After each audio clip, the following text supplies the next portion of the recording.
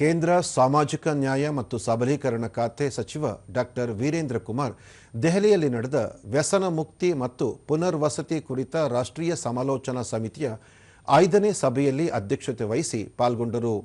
ಸಭೆಯನ್ನುದ್ದೇಶಿಸಿ ಅವರು ಮಾದಕ ವಸ್ತುಗಳ ನಿಯಂತ್ರಣ ಮತ್ತು ನಿರ್ಬಂಧದ ಕುರಿತು ಈ ಸಭೆಯಲ್ಲಿ ನಿರ್ಣಾಯಕ ವಿಚಾರ ಮಂಡನೆ ನಡೆದಿದ್ದು, ಸದಸ್ಯರು ತಮ್ಮ ಸಲಹೆ ಮತ್ತು ಪ್ರತಿಕ್ರಿಯೆಗಳನ್ನು ಹಂಚಿಕೊಂಡಿದ್ದಾರೆ.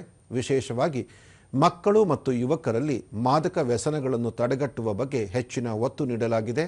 ಕಾಲೇಜು ಮತ್ತು ವಿಶ್ವವಿದ್ಯಾಲಯಗಳಲ್ಲಿ ವಿದ್ಯಾರ್ಥಿ ಜಾಗೃತಿ ಅಭಿಯಾನಗಳನ್ನು ಹೆಚ್ಚಿಸುವುದು ಸೇರಿದಂತೆ ಮಹಿಳೆಯರು ಮತ್ತು ಮಕ್ಕಳಿಗೆ ಮೀಸಲಾಗಿರುವ ಚಿಕಿತ್ಸಾ ಕೇಂದ್ರಗಳ ಸಂಖ್ಯೆಯನ್ನು ಹೆಚ್ಚಿಸುವ ತೀರ್ಮಾನ ಕೈಗೊಳ್ಳಲಾಗಿದೆ. ಗುಣಮಟ್ಟದ ಆರೈಕೆಯನ್ನು ಖಚಿತಪಡಿಸಿಕೊಳ್ಳಲು ಅನುಸರಿಸಬೇಕಾದ ಕಾರ್ಯವಿಧಾನಗಳನ್ನು ಚರ್ಚಿಸಲಾಗುತ್ತಿದೆ ಎಂದರು.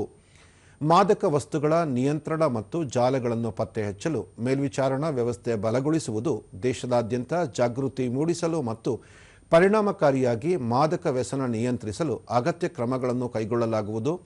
ನಶಾ ಮುಕ್ತ ಭಾರತ ಅಭಿಯಾನವನ್ನು ಮತ್ತಷ್ಟು ವಿಸ್ತರಿಸುವ ಕುರಿತು ಹಾಗೂ ಔಷಧ ಪೂರೈಕೆ ಮತ್ತು ಬೇಡಿಕೆ ಸಮಸ್ಯೆಗಳನ್ನು ಪರಿಹರಿಸಲು ಸಮನ್ವಯ ಸಾಧಿಸುವ ಬಗ್ಗೆ ಇಲಾಖೆ ಒತ್ತು ನೀಡಿದೆ ಎಂದು ಹೇಳಿದರು.